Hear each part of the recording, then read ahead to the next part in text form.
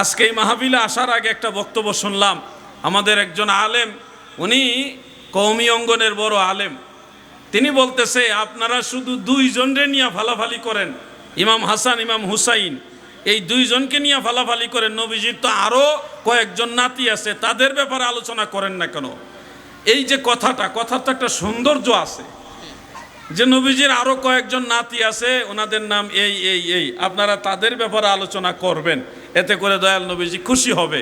ইমাম হাসান ইমাম হুসাইনের আলোচনা করবেন, পাশাপাশি অন্যান্য নাতিদের নিয়ে আলোচনা করেন। এই কথাটার মধ্যে একটা মাধুর্যতা আছে। তো এই যে কইল দুইজন লিয়া লাফালাফি করি, ইমাম হাসান ইমাম হুসাইনের কথা বলাটা ওনার কাছে লাফালাফি।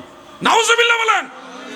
আচ্ছা আপনারা বলেন, নবীজির সব নাতিরা মহাসম্মানিত, এতে আমাদের কোনো অবজেকশন থাকার সুযোগ নাই। ওনারা আমাদের মাথার তাজের চেয়েও দামি, অতুলনীয়। কিন্তু ইমাম হাসান ইমাম হুসাইনের মর্যাদা স্পেশাল। আমার নবীজি বলছে না, ইমাম হাসান ইমাম হুসাইন রাদিয়াল্লাহু আনহুমার মর্যাদাটা ব্যতিক্রম। নবীজি বলছে, আল হাসান ওয়াল হুসাইন মিন্নি ওয়া আনা মিনাল হাসান ওয়াল হুসাইন। হাসান এবং হুসাইন আমি রসুলের অংশ, আমিও তাদের অংশ। নবীজি সাল্লাল্লাহু আলাইহি ওয়াসাল্লাম ইমাম হাসান ইমাম হুসাইন সম্পর্কে বলেন, তারা হলো সাইয়্যিদা শাবাবি আহলিল জান্নাহ। জান্নাতে যত যুবক থাকবে তাদের সবার সরদার হবে ইমাম হাসান ইমাম হুসাইন। সুবহানাল্লাহ বলেন। স্পেশাল।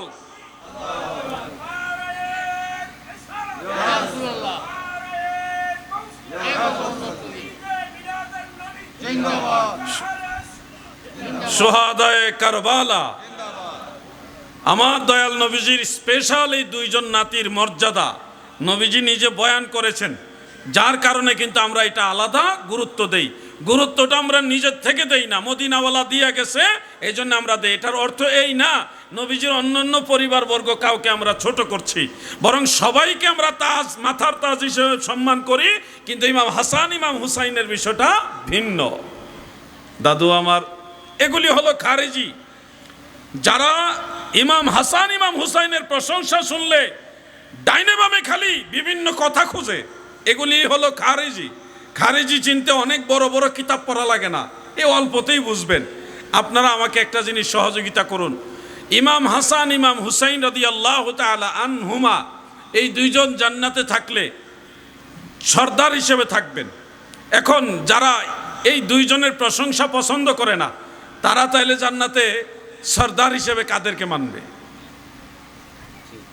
আরেকজন শিয়া মৌলবী বলতেছে জান্নাতে ইমাম হাসান এবং ইমাম হুসাইন হলো সর্দার, কিন্তু হযরত আবু বকর সিদ্দিক হযরত উমর ফারুক রাদিয়াল্লাহু আনহুমা ওনাদেরকে বৃদ্ধদের সর্দার বলা হয়েছে হাদিসে। এটা নাকি জাল হাদিস, উমাইয়াদের বানানো হাদিস। উনি যুক্তি দিলেন কি, জান্নাতে কোনো বৃদ্ধ লোক থাকবে না, সব জওয়ান হবে। যেহেতু জান্নাতে সব জওয়ান, তাহলে সবার সর্দার ইমাম হাসান ইমাম হুসাইন।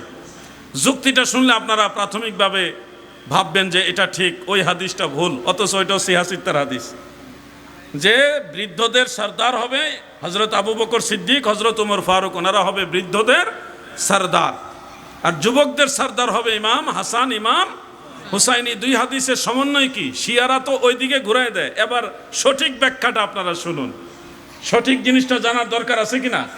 কারণ হলো দয়াল নবীজি একবার বলছিলেন জান্নাতে কোনো বৃদ্ধ লোক জান্নাতে যাবে না, বা জান্নাতে কোনো বৃদ্ধ লোক থাকবে না। তখন যারা সাহাবীদের মধ্যে বৃদ্ধ বয়োজ্যেষ্ঠ, তারা চিন্তা করে গেলেন, বললেন ইয়া রাসূলুল্লাহ, তাহলে আমরা কি জান্নাতে যেতে পারবো না? আমরা তো বয়োজ্যেষ্ঠ, মুরব্বী হয়ে গেছি, বৃদ্ধ হয়ে গেছি। দয়াল নবীজি মুস্কি হাসি মুবারক দিয়ে বলছে, তোমরা যখন জান্নাতে থাকবে তখন বৃদ্ধ রূপে থাকবে না, নওজওয়ান হিসেবে থাকবে। সুবহানাল্লাহ। এটা দিয়েও শিয়াজারা তারা একটা আবার ব্যাখ্যা দেয় যে দেখেন জান্নাতে কোনো বৃদ্ধ লোক থাকবে না, সব জওয়ান থাকবে, অতএব হযরত আবু বকর সিদ্দিক হযরত উমর বৃদ্ধদের সর্দার, এই কথা সঠিক না। এটাও একটা যুক্তি তাদের। মনে রাখবেন কথাগুলো ভাই। জান্নাতে যুবকদের সর্দার হবে ইমাম হাসান ইমাম হুসাইন, এটা সঠিক, সত্য। কিন্তু মনে রাখবেন কোন দৃষ্টিতে, যুবক বয়সে যারা দুনিয়া থেকে ইন্তেকাল হয়েছে তাদের সরদার হবে ইমাম হাসান ইমাম হুসাইন। আর বৃদ্ধ বয়সে দুনিয়া থেকে যারা ইন্তেকাল হয় তারা জান্নাতে যুবক বয়সের মতোই প্রবেশ করবে, কিন্তু তাদের সরদার হবে হযরত আবু বকর সিদ্দিক, হযরত ওমর ফারুক। এখানে ক্লাসিফিকেশনটা করা হবে। মুরব্বীরা জান্নাতে যাবে যুবক হয়ে, কিন্তু এই মুরব্বী বয়সে যারা মারা গেছে তাদের সরদার হবে শাইখাইন হযরত আবু বকর সিদ্দিক, হযরতে ওমর ফারুক। আর যুবক বয়সে যারা ইন্তেকাল করেন, মারা যান, তাদের সরদার হবে ইমাম হাসান ইমাম হুসাইন। এই জন্যে ইমাম হাসান এবং ইমাম হুসাইনের কথাটা যখন নবীজি বলেছেন, স্পেশাল যুবক শব্দটা সংযুক্ত করে দিয়েছেন, সাইয়্যিদা শাবাবি আহলিল জান্নাহ। শাবাব মানে যুবক, শাবাব মানে কি?